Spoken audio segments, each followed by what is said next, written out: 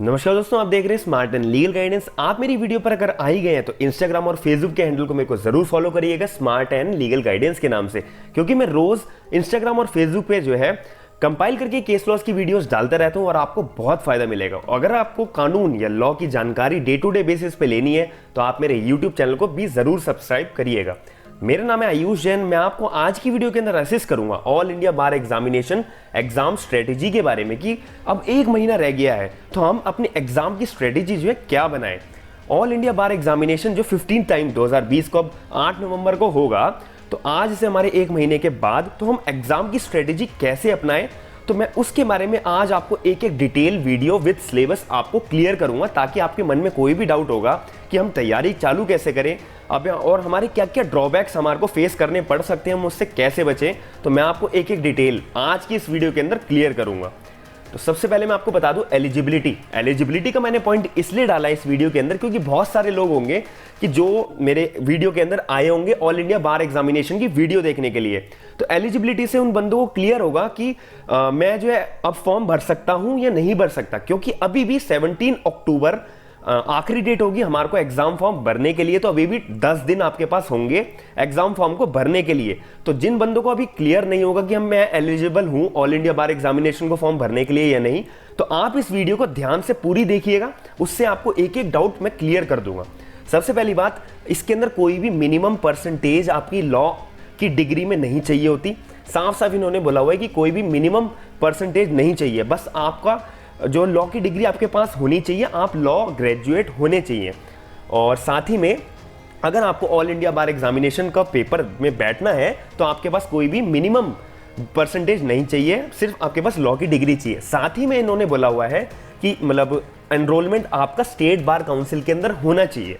मैंने क्या बोला कि सक्सेसफुल आपने कंप्लीट करा हो अपना लॉ का कोर्स, आप सारे सब्जेक्ट में पास हो, आपने सारे सेमेस्टर क्लियर करे हो, और साथ ही में आपको स्टेट बार काउंसिल के अंदर अपने आप को रजिस्टर कराना होगा। इसका मतलब होता है कि जैसे कि आपने दिल्ली के अंदर आप जो है मतलब लॉ ग्रेजुएट हुए और आप दिल्ली में रहते हैं, तो आप अपने घर के पास वाले जो कोर्ट होगा वहां पे अपने आप को एज एन एडवोकेट एनरोल करा ले, उसको बोलते हैं state bar council. State bar council हर स्टेट में मिलेगी, तो आप दिल्ली स्टेट बार काउंसिल के अंदर अपने आप को रजिस्टर करा लें। उसके बाद जो है जब आप AIB ऑल इंडिया बार एग्जामिनेशन का फॉर्म भर रहे होंगे तो वहां पे ID card state bar council की अपलोड होगी और आपके सारे के सारे LLB की मार्कशीट्स अपलोड होंगी विद प्रोविजनल डिग्री। तो अगर आपने ये सारी रिक्वायरमेंट पूरी कर ली है तो आप फॉर्म भर सकते हैं। 17 अक्टूबर आखिरी डेट है, तो इसके बारे में आपको मैं बात करेंगे। आइए अब से हम स्टार्ट कर रहे हैं ऑल इंडिया बार एग्जामिनेशन का स्ट्रेटेजी के बारे में। तो एग्जाम का फॉर्मेट भी तो हमें पहले समझना पड़ेगा कि हम जो पेपर दे रहे हैं तो उसका फॉर्मेट क्या है। तो सबसे पहली बात, 100 क्वेश्चंस आएंगे जो हमारे को करने के लिए होंगे और 4 उसके ऑप्शंस होंगे, उसमें से एक आंसर होगा। 3 घंटे का आपको टाइम मिलेगा पेपर देने के लिए। ओपन बुक एग्जाम होगा कि आपको क्वेश्चंस जैसे क्वेश्चन पेपर मिलेगा तो साथ ही में आप अपनी टेक्स्ट बुक जो है अपने पास रख सकते हैं, खोलकर आप आराम से उसको मतलब कोई भी आपको आंसर ढूंढना है तो आप बुक खोलें और आंसर पढ़ें और अपने आंसर टिक कर दे OMR शीट के ऊपर। अब इसके अंदर मैंने लिखा हुआ है फेल और पास। इसका मतलब यह है कि कोई भी नेगेटिव मार्किंग नहीं होती है ऑल इंडिया बार एग्जामिनेशन के पेपर के अंदर। आप सीधा क्वालिफाई होंगे या फिर डिस्क्वालीफाई होंगे। 9 भाषाओं के अंदर 9 लैंग्वेजेस के अंदर एग्जाम कंडक्ट कराया जाता है। हिंदी के अंदर तेलुगु, तमिल, कन्नड़, मराठी, बंगाली, गुजराती, उड़िया और फाइनली इंग्लिश। आपने अपने एप्लीकेशन फॉर्म के अंदर कोई भी लैंग्वेज जो चूज करी होगी उसी लैंग्वेज में आपको पेपर देना होगा 9 भाषाओं के अंदर। अब इसके अंदर पासिंग स्कोर है 40%, मतलब 100 क्वेश्चन होंगे, उसमें से आपको केवल 40 नंबर लाने हैं। अब मैं इसको एक पॉइंट इसके रिगार्डिंग पॉइंट के अंदर डिस्कस करूंगा। 100 में से आपको 40 नंबर लाने हैं, लेकिन जैसे आपका अगर रिजल्ट आता है ना तो उसमें मार्क्स जो है दिखाई नहीं देते, सिर्फ उसमें लिखा होता है कि आप क्वालिफाइड हो या डिस्क्वालीफाई हो। ये 2 बातें लिखी होती हैं। तो आपको 100 में से 100 लाने हैं, 100 में से 90 लाने हैं, तो ये मन के अंदर आप बिल्कुल भी मत रखिएगा। आप सिर्फ मन में रखो कि मुझे केवल पास करना है एग्जाम, क्योंकि इसके अंदर मार्क्स तो शो होंगे नहीं और फर्स्ट सेकंड थर्ड का कोई भी ऐसा रूल नहीं है। आपकी जो ड्रीम है कि मुझे एडवोकेट बनना है, पूरे एज एन एडवोकेट जो है किसी भी कोर्ट के अंदर प्रैक्टिस करनी है पूरे इंडिया के अंदर, अगर आपको ये ड्रीम अगर चाहिए तो आपको सिर्फ 40 नंबर लाने हैं। ये कोई बड़ी डील नहीं है, सिर्फ कोई भी पब्लिक प्रोसिक्यूटर का एग्जाम नहीं है, कोई भी जुडिशरी का एग्जाम नहीं है कि इसके अंदर आपकी मेरिट लिस्ट तैयार होगी, ऐसा कुछ भी नहीं है। सिर्फ आपको 40% लाने, 100 में से 40 मार्क्स अगर आप लिया है तो आप जो है ऑल इंडिया बार एग्जामिनेशन का आपको सर्टिफिकेट जो ID कार्ड होता है, एक परमिट होता है, आप एनरोल्ड हो जाएंगे as an advocate all over the India के लिए। अब जो है मैं एग्जाम का शेड्यूल बता दूंगा कि 16 मई से रजिस्ट्रेशन स्टार्ट हुए थे और 16 मई से पैसे मतलब फॉर्म एप्लीकेशन जब आप भर रहेंगे तो उसकी पेमेंट भी होना चालू हो गई थी। 17 अक्टूबर को आखिरी डेट है, जो मैंने आपको भी वीडियो के स्टार्टिंग में भी बताया था कि 17 अक्टूबर अभी भी 10 दिन है, बंदे फॉर्म भर सकते हैं। 20 अक्टूबर जैसे कि आप फॉर्म भर चुके होंगे, पेमेंट नहीं करी होगी तो आप 20 अक्टूबर तक पेमेंट पूरी भर लो अपनी फॉर्म की और 24 अक्टूबर तक अपना पूरा फॉर्म भरकर उन्हें सबमिट कर दो। 31 अक्टूबर को एडमिट कार्ड आ जाएंगे कि जो बंदों ने जो भी सेंटर अपने सिलेक्ट करे होंगे फॉर्म भरते टाइम, 31 अक्टूबर के आपके एडमिट कार्ड्स आ जाएंगे और 9 नवंबर को आपका फाइनली पेपर होगा, जो हम वीडियो के अंदर इतनी देर से बात कर रहे हैं एग्जाम स्ट्रेटेजी के बारे में। अब बात आती है सिलेबस की। सिलेबस के अंदर सिर्फ आपको अब मेन ध्यान देना है इस पॉइंट के ऊपर। सबसे पहले आता है हमारा कॉन्स्टिट्यूशन, 10 नंबर के 10 क्वेश्चन आएंगे। आईपीसी में 8, सीआरपीसी में 10, सीपीसी में भी 10, एविडेंस में भी 8 और फैमिली लॉ में 8 और लॉ ऑफ कॉन्ट्रैक्ट के अंदर 8। आप सोच रहे होंगे कि मैंने इन्हीं पे क्यों टिक करा है। सब मैं पहले क्लियर कर दूं कि बाकी ये जो 19 एक्ट हैं ये सारे आएंगे पेपर के अंदर। अब आप 19 एक्ट पढ़ने बैठोगे ना तो आपको 1 से 1.5 साल लग जाएगा कम से कम ये पूरे एक्ट्स को पढ़ने में, और उसमें भी आप श्योर नहीं होंगे कि भाई मेरे को सब कुछ आता है। तो आपको हार्ड वर्क करने की बजाय थोड़ा स्मार्ट वर्क के लिए सोचो ना कि आपके पास 1 महीना बचा है, तो 1 महीने में मैं कैसे तैयारी करूं जिससे कि मुझे अच्छा आउटपुट मिले। मेरे को जो है 40, 50, 60 नंबर लाके भी मेरा जो है ऑल इंडिया बार एग्जामिनेशन का पेपर क्लियर हो जाए। तो आप स्मार्ट वर्क सोचो। तो स्मार्ट वर्क कैसे सोचोगे? सबसे पहली बात, कॉन्स्टिट्यूशनल लॉ जो है इसमें से 395 आर्टिकल्स हैं, 12 शेड्यूल्स हैं, 22 पार्ट्स के अंदर ये बांटा हुआ है। आप ये बात पहले पढ़ लो अच्छे से। और जो 395 आर्टिकल्स है ना, जो कॉन्स्टिट्यूशन का जो बेयर एक्ट है उसके अंदर जो है इंडेक्स होगा। इंडेक्स के अंदर 395 आर्टिकल्स आप पूरे घोट के समझ लो। समझने का मतलब है कि बस आप रीड आउट कर लो कि जैसे कि फंडामेंटल राइट्स हमारे कौन कौन से होते हैं। Right to equality, right to freedom, right against exploitation, right to freedom of religion, educational और cultural rights, right to constitutional remedies. ये 6 राइट्स होते हैं। ये आपको टिप्स पर याद होने चाहिए। मैं मैक्सिमम आधा घंटा बोलूंगा कि आधे घंटे में आपको राइट्स याद हो जाएंगे। हमारे फंडामेंटल राइट्स कहाँ से कहाँ मेंशन है, 12 से 35 में मेंशन है। तो ऐसे ही जो है पेपर के अंदर डायरेक्ट क्वेश्चन पूछते हैं सिंपल, कि आप जैसे कि क्वेश्चन आया कि हमारा राइट टू लाइफ जो है कौन से आर्टिकल के अंदर मेंशन है, तो आप सीधा जो है अगर आपने इंडेक्स जो है एकदम थॉरली पढ़ा होगा तो आप सीधा अपना टेक्स्ट बुक निकालोगे, उसमें से आप इंडेक्स में से देख के अपने आप को श्योर कर लोगे कि ये स्पेसिफिक आर्टिकल इसका आंसर है। तो आप एग्जाम के अंदर टिक करो तो आपका एक क्वेश्चन 10 मार्क्स से तो ठीक हो गया।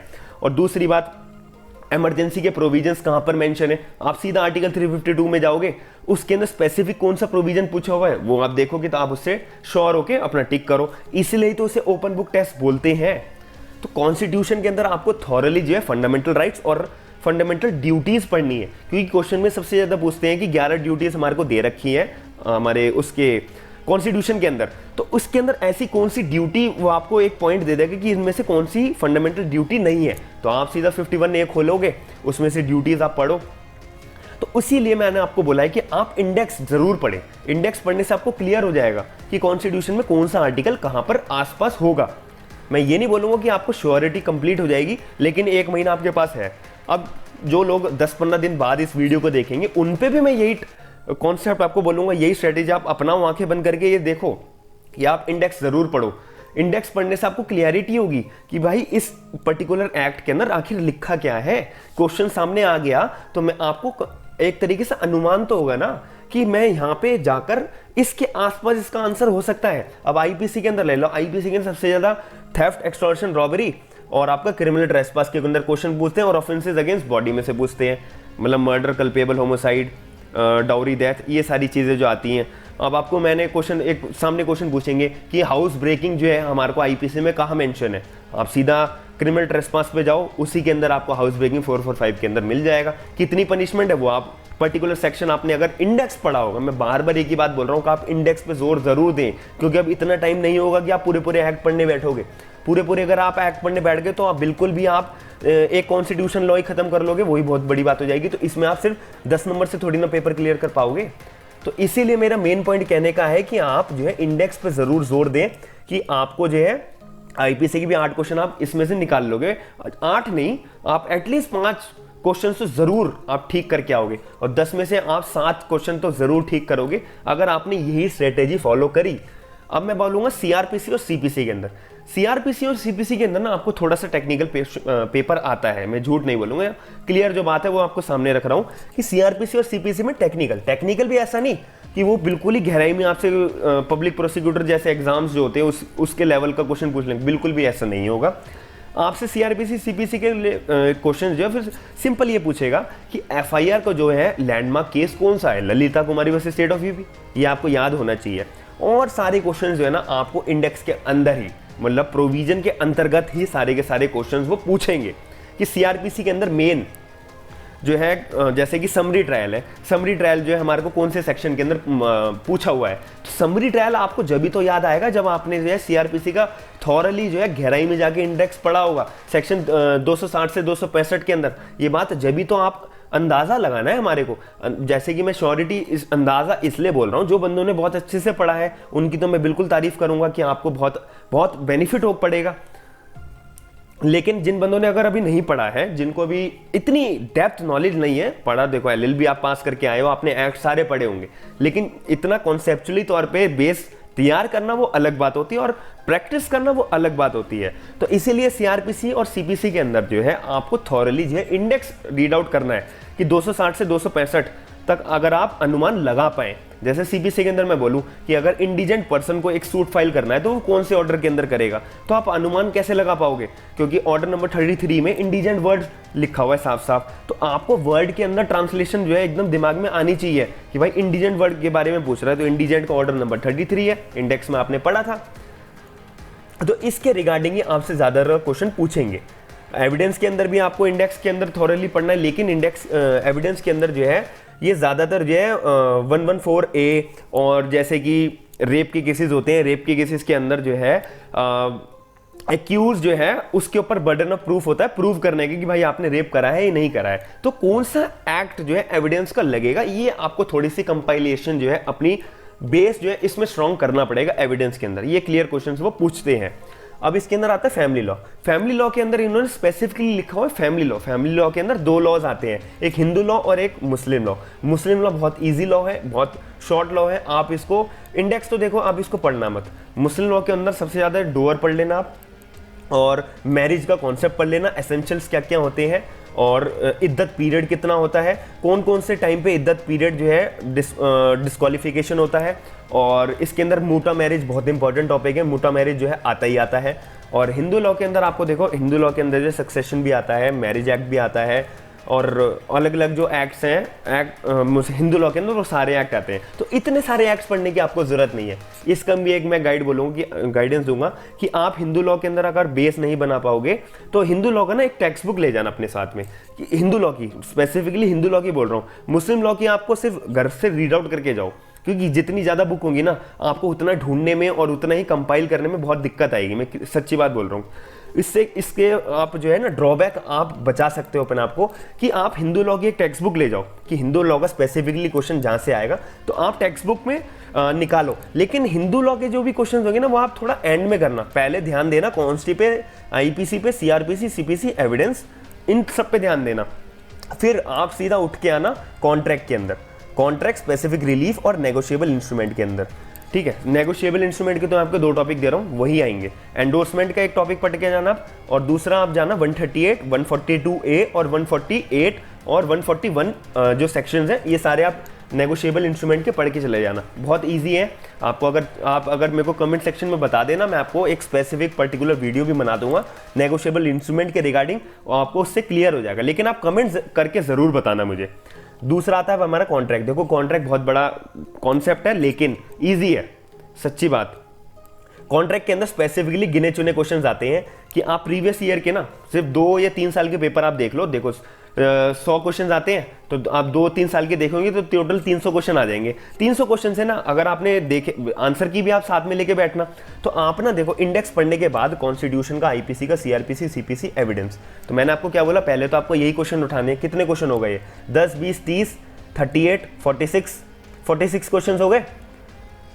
हाँ 46 क्वेश्चन हो गए। तो आप पहले 46 क्वेश्चन पेपर में से उठा लो, उसमें से आप सॉल्व करो कि कितने आपको याद आ रहे हैं, और कितना आप अंदाज़ा लगा के बैठ रहे हैं। आप टेक्स्ट बुक भी लेके बैठो साथ में, कॉन्स्टी की, आईपीसी की, सीआरपीसी, सीपीसी, एविडेंस की, उससे आप अपने आप को ना कंपेयर कर पाओगे कि भाई जब मैं एग्जाम में पेपर दे रहा हूँ तो मेरे को क्या क्या गलतियाँ मेरे सामने आ रही होंगी। तो आप 46 नंबर का ना, 46 में से आप 40 से 38 नंबर अपने पक्के कर लो, और हमें चाहिए कितने, 40। तो आप आ जाओ family law, law of contract और स्पेसिफिक रिलीफ और नेगोशिएबल में से 8 क्वेश्चन है, तो आप इसके अंदर डिवाइड कर लो 1 2 3 यानी कि 2 क्वेश्चन हर एक्ट में से आ सकते हैं। मैं एक एजम्पशन लेके चल रहा हूँ, ऐसा कुछ नहीं है कि 2 ही आएंगे, मैं एजम्पशन लेके चल रहा हूँ। तो ऐसे केस के अंदर आप कॉन्ट्रैक्ट के अंदर स्पेसिफिक रिलीफ में से बहुत मतलब क्वेश्चंस डायरेक्ट वो सेक्शंस में से, इंडेक्स में से पूछ लेंगे कि सेक्शन वाइज ही वो पूछेंगे, डेप्थ में बिल्कुल भी नहीं पूछते हैं, इस बात की मेरी गारंटी है। नेगोशिएबल में से आपको मैंने बता दिया कि चेक बाउंस कब होगा, डिसऑनर कब होगा, दोनों में डिफरेंस क्या है, वो 138 के अंदर जब आप पढ़ेंगे थोड़ी सी टेक्स्ट बुक से पढ़ना, क्योंकि बेरेक के अंदर ना क्लियर एक एक लाइन में लिखा हुआ है, एक एक लाइन से आपको क्लियर नहीं होगा। आप कमेंट सेक्शन के अंदर मेरे को डिमांड करना, मैं वीडियो ज़रूर प्रोवाइड कराऊंगा। अब आती है बात फैमिली लॉ के अंदर भी मैंने आपको डिफ्रेंशिएट कर दिया है कि इस 8 जो नंबर है ना हमारे, इसके बाद आप आना फैमिली लॉ पर और 2-3 साल का पेपर जरूर करके जाना। मैं आपको एक बात बताना भूल गया था स्टार्टिंग में, अब बता रहा हूँ कि पिछले 2-3 साल का पेपर जरूर करके जाना, क्योंकि उससे ना आपको क्लियरिटी हो जाएगी। क्योंकि ज़्यादातर जब आप 2-3 क्वेश्चन 2-3 साल के पेपर आप करोगे तो आपको पक्का पता लग जाएगा कि कितने सारे क्वेश्चन तो रिपीट है, बिल्कुल कॉपी पेस्ट करे होते हैं। तो उससे आपके जो है ना कॉन्फिडेंस लेवल बूस्ट होगा। पेपर करोगे जब आप, फिर आपको बिल्कुल भी नर्वसनेस नहीं होगी पेपर देते दौरान। ये जो इतना सा जो पार्ट मैंने आपको बताया, ये करने के बाद आपका बचता क्या है, एडीआर और PIL, administrative, professional ethics, company law, environmental law, cyber law, labour law, tort, accusation और आईपीआर, ये इंटेलेक्चुअल प्रॉपर्टी राइट्स। अब इसका मैं छोटा सा एक तरीका बता देता हूँ। एडीआर को अभी आप छोड़ो, पीआईएल के अंदर आपको अनुमान लगाना होगा, पीआईएल के अंदर और एडमिनिस्ट्रेटिव के अंदर भी आपको अनुमान लगाना होगा। आप इसकी टेक्स्ट बुक लेकर जा सकते हो तो आप ले जाना, लेकिन मैं रिकमेंड थोड़ा कम करूंगा, लेकिन रिकमेंड तो मैं करूंगा, आप लेके जितना जाओ वो बहुत अच्छा रहेगा। प्रोफेशनल एथिक्स के अंदर भी मिसकंडक्ट ये हमारे को एलएलबी के अंदर पढ़ाया जाता है, हम इतना तो अनुमान लगा सकते हैं। कंपनी लॉ के अंदर हम देखो अनुमान लगाने, इसमें तो अनुमान आपको लगाना ही पड़ेगा, आप श्योर नहीं होगे। एनवायरमेंटल लॉ के अंदर भी अनुमान, साइबर लॉ के अंदर मैं आपको बता दूं सेक्शन 67 से ही पूछते हैं, और थोड़ा एक आधा बेसिक कंप्यूटर का पूछ लेते हैं कि इनपुट डिवाइस और आउटपुट डिवाइस क्या होता है। लेबर लॉ भी हमने एलएलबी के अंदर पढ़ा था, हमें अनुमान लग जाएगा। और टॉट के अंदर तो हम अनुमान पूरा लगा ही सकते हैं। तो इसके अंदर जो अनुमान लगाने का मेरा मतलब है, सबसे पहले आपका टारगेट क्या होगा कि आप पकड़ो ये 5 एक्ट, ठीक है, ये हमारा पहला पार्ट हो जाएगा। आप इसके अंदर 4 एक्ट पढ़े, फिर आप लॉ ऑफ कॉन्ट्रैक्ट पे जाओगे क्वेश्चन करने, ये दूसरा पार्ट हो जाएगा। फिर आप जाना फैमिली लॉ के ऊपर, ये तीसरा पार्ट हो गया। फिर आप जो बचे हुए एक्ट्स हैं इन पे ध्यान देना, लेकिन आपको श्योरिटी कौन सी होनी है, पहला और दूसरा और तीसरा पार्ट है ना, इसमें आप श्योरिटी के साथ जवाब क्वेश्चंस करना, क्योंकि 3 घंटे का पेपर है, 1.5 घंटा आप इसी में लगा दो इन 3 पार्ट को करने में। बिल्कुल अच्छे से टेक्स्ट बुक खोलो, एक एक इंडेक्स को पढ़ो, एक एक सेक्शन को पढ़ के अपने श्योर होके आंसर करो। कितने नंबर हम कितने नंबर की टारगेट कर रहे हैं, 10, 20, 30, 38, 46 और हमारा लॉ ऑफ कॉन्ट्रैक्ट का 46 हमारे हो गए 54 और 8 62 मार्क्स का हम टारगेट लेके चल रहे हैं। तो 62 मार्क्स को आप 1, 2, 3 1.5 घंटे के अंदर, मैक्सिमम 2 घंटे आप लगा के 62 मार्क्स तो अपने ऐसे पक्के कर लो कि मेरे 50 से नीचे आ ही नहीं सकते। इतनी थॉरली आपने टेक्स्ट बुक पढ़ रखी है, इंडेक्स पढ़ रखा है, तो उससे 50 नंबर से नीचे तो आपके आ ही नहीं सकते। फिर आप जो बाकी के हमारे एक्ट्स आते हैं, जो मैंने को PIL, administrative, professional ethics, company law, environmental law बताया है, फिर आप इसके अंदर गहराई में बिल्कुल ऐसे क्वेश्चंस आप करना अनुमान लगा के। टाइम ले, आपके पास पूरा 1 से 1.5 घंटा बचेगा अब भी, तो आप जो है बिल्कुल एनालाइज करके कि आपके एलएलबी के अंदर कोई टॉपिक पढ़ा था, आपने कुछ याद आ रहा है कि इसका आंसर ये हो सकता है, तो आप बिल्कुल टिक जरूर करना। सारे क्वेश्चन 100 के 100 क्वेश्चन आप जरूर करके आना, क्योंकि इसमें कोई नेगेटिव मार्किंग नहीं है। जितना ज़्यादा आप टिक करोगे और जितना अनुमान सही लगाओगे, उतने ही आपके स्कोर अच्छा आने का मतलब बनेगा। और अच्छा का मतलब है कि 40% में 40 नंबर लाने, केवल 40 से ज़्यादा लाएंगे वो तो बहुत अच्छी बात होगी, लेकिन हमारे को ये नहीं पता होगा कि हम कितने स्कोर हमने कराए, क्योंकि ऑल इंडिया बार एग्जामिनेशन वाले आपका रिजल्ट जो है क्वालिफाइड या डिस्क्वालीफाई शो करते हैं, वो ये नहीं बताते कि बंदा जो है कितने नंबर लाया है। तो हमको तो मतलब क्या है कि हमें सिर्फ 40 नंबर लाने हैं। तो 40 नंबर अगर आपने ये कंसाइज फॉर्म में स्ट्रेटेजी अपना ली, 100% मैं श्योर हूँ आप जो है क्लियर हो जाएंगे और आप मेरे को वीडियो पे कमेंट जरूर करेंगे जब आपका रिजल्ट आएगा। तो मैं उम्मीद करता हूँ कि आपको आज की वीडियो के अंदर मैंने एक एक डिटेल बताई है ऑल इंडिया बार एग्जामिनेशन के रिगार्डिंग, वो आपको समझ में आई होगी। अगर आपको कोई भी डाउट आता है ऑल इंडिया बार एग्जामिनेशन के रिगार्डिंग, आप मेरे को कमेंट सेक्शन करके कमेंट जरूर करें अपने कमेंट सेक्शन, मेरे कमेंट सेक्शन के अंदर आपको एक एक डाउट मैं क्लियर करूंगा। फिर भी अगर आपको कोई पर्सनली मेरे से बात करनी है, अगर कोई डाउट है आपका, तो आपको मेरा इंस्टाग्राम हैंडल दिख रहा होगा यहाँ पे, और स्मार्ट एंड लीगल गाइडेंस के नाम पे आपको फेसबुक के पेज भी आपको शो हो रहा होगा। आपसे smart and legal guidance type करेंगे, मेरा अकाउंट आपको शो हो जाएगा और आप मेरे को वहीं भी पर्सनली DM करके भी अपना डाउट पूछ सकते हैं। थैंक यू, धन्यवाद।